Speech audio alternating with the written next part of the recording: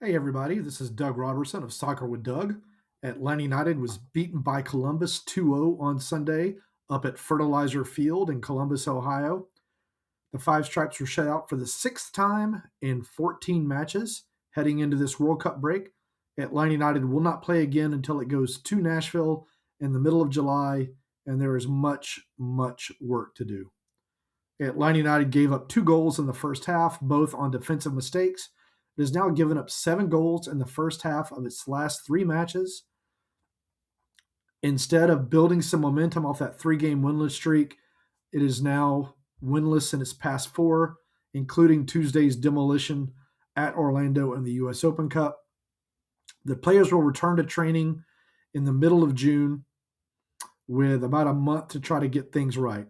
The roster will likely look slightly different. Matthias Galarza, as I reported on Friday, is gone.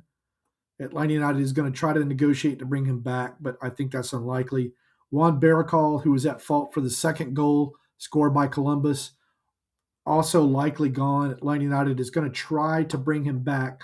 And for those of you who throw up your hands in protest, if Baracol leaves, Atlanta United is going to be down to 2 natural center backs.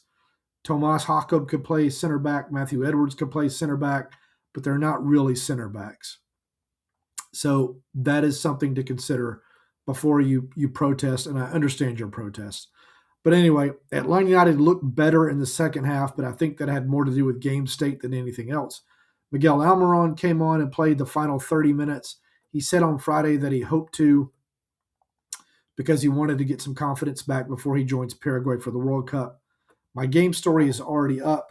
I'll update that with some quotes and some context. If you have any questions about Atlanta United's first 14 matches or anything upcoming, you can send them to me at soccerwithdoug@gmail.com, and I'll answer on Monday's podcast. I'll also pump out some ratings tonight for you, and then I'm going to start on some World Cup content. I do have a one-on-one with Gerardo Martino coming in the next 2 weeks. I hope you'll enjoy that. I am lining up to host some Fido's events the day of the U.S. World Cup matches. I'm trying to get some special guests to join me at those. I hope you'll consider coming out to there and look for me on social media, Soccer with Doug, and all the social media feeds, and I'll tell you who the guests are going to be. I'm also going to bring some merch, I think, some Soccer with Doug merch to give away. So look for that. As always, I appreciate your support. If you're not a subscriber, go to soccerwithdoug.substack.com to subscribe. I've probably produced more than 300 pieces of content about Atlanta United, the NWSL team, and the United States Soccer Federation in the past couple of months. It's worth the money, anywhere from $8 monthly to $150 a year to be a founding member. We had our first Zoom for our founding members on Thursday. That was a lot of fun for me. I hope they found it to be a lot of fun. There's more than 30 of y'all. I'd love to get that number to 50 ahead of the when the team comes back from the World Cup break. All right, Atlanta United 2-0 losers to Columbus. Game story is up at Soccer with Doug.